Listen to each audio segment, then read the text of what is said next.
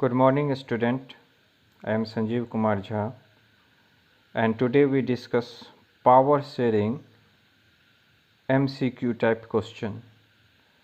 We already discussed whole chapter with many 5 subtopic. So I hope that you will answer all these questions in very frequently way. First question is, power sharing is desirable because it helps. Power sharing is desirable because it helps. You know that first option, to increase pressure on government, to reduce possibilities of conflict, to generate awareness among the people, to increase percentage of voters. जैसा कि आपने पढ़ा कि power sharing का जो main मकसद है democracy में वो यही है कि reduce possibilities of the conflict.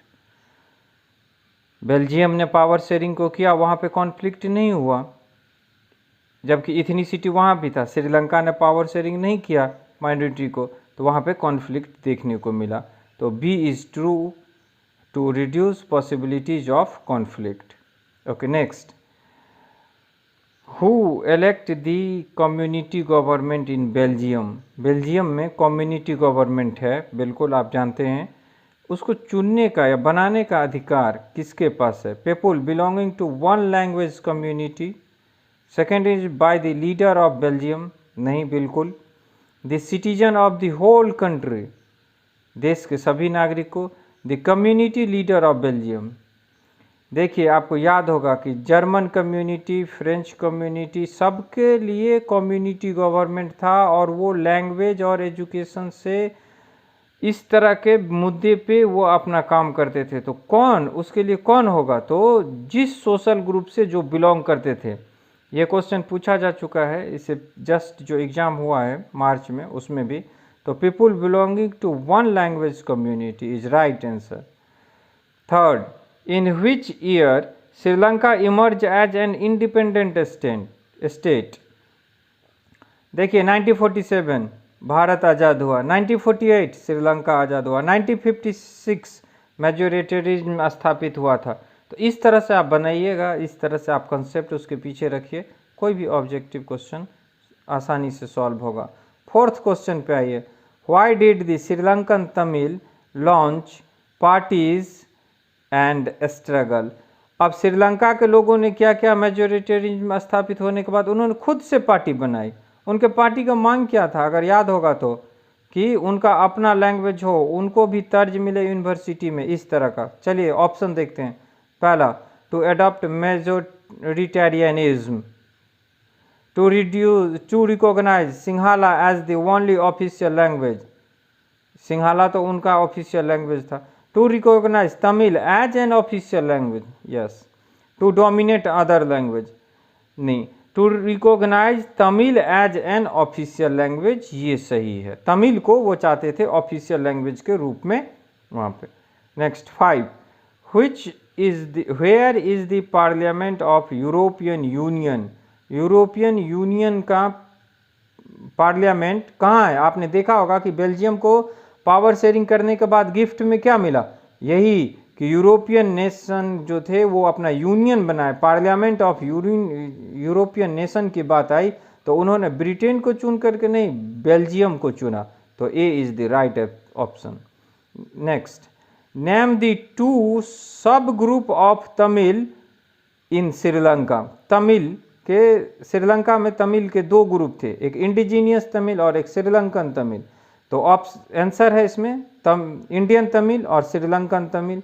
Indian Tamil वो जो इंडिया से गए थे अपने बेसिक काल में, अंग्रेज के द्वारा लेकर के गए थे रबर प्लांटेशन, टी प्लांटेशन के लिए।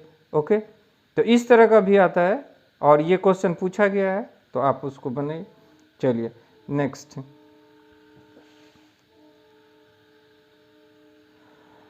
Which of the following is an example of horizontal sharing of power. देखिए, horizontal power of sharing, power sharing between different state, different organ of the government, power sharing, हाँ बिल्कुल यही।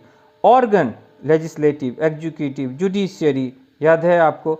तो ये बोलता है कौन सा हॉरिजेंटल है, तो यही है different organ of. Next, power sharing between different level, नहीं बिल्कुल नहीं।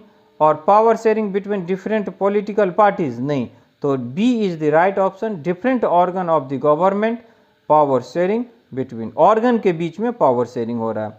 आइए, what is the coalition government. Coalition government last video में मैंने आपको बताया था, जब किसी का भी स्पष्ट बहुमत नहीं आता है तो पॉलिटिकल पार्टी क्या करते हैं, एक दूसरे के साथ कंबाइन होकर के सरकार बनाते हैं, उनको उसको बोला जाता है कॉलिशन गवर्नमेंट। बीपी सिंह की सरकार, अटल बिहारी वाजपेयी का सरकार, ये सब उदाहरण है और आपने पढ़ा भी है। चलिए देखिए, power sharing among different social group, power sharing among different level of government, power sharing among different political parties. तो यही ऑप्शन होगा, पॉलिटिकल पार्टीज में पावर शेयर हो जाता है। ऐसा नहीं होता है कि एक ही पार्टी के सारे मंत्रिमंडल में होते हैं, तो यहाँ पे पॉलिटिकल पार्टीज के बीच में पावर शेयर किया जाता है। तो C is the right option, power share among different organ of government, नहीं है। अब लास्ट क्वेश्चन है कि this system of check and balance comes under which form of power sharing, किस फॉर्म के अंतर्गत आता है। तो आप जानते हैं चेक और बैलेंस जो होता है वो हॉरिजेंटल पावर शेयरिंग में आता है। क्यों? क्योंकि जुडिशियरी, एग्जीक्यूटिव, लेजिस्लेचर सब एक दूसरे पे नज़र रखना, और जुडिशियरी का तो काम ही है कि न्याय संगत, मतलब कि एग्जीक्यूटिव भी जो है पुलिस या प्रशासन या प्रधानमंत्री किस तरह का काम कर रहे हैं, न्याय संगत है कि नहीं, कॉन्स्टिट्यूशन के हिसाब से है कि नहीं है, उनको देखना। ठीक है, तो हॉरिजेंटल पावर शेयरिंग। इस तरह से और भी आप छोटे छोटे क्वेश्चन ऑब्जेक्टिव आप ढूंढिए, उनको बनाइए और प्रैक्टिस कीजिए। ठीक, और नेक्स्ट फेडरलिज्म चैप्टर है, इस बात से कंफ्यूज नहीं होइएगा कि फेडरलिज्म इस बार नहीं है, वो 11th में फेडरलिज्म को हटाया गया है कंडेंस होने के बाद। अपने लोग को पढ़ना है तो आप फेडरलिज्म चैप्टर शुरू करेंगे। ठीक, थैंक यू।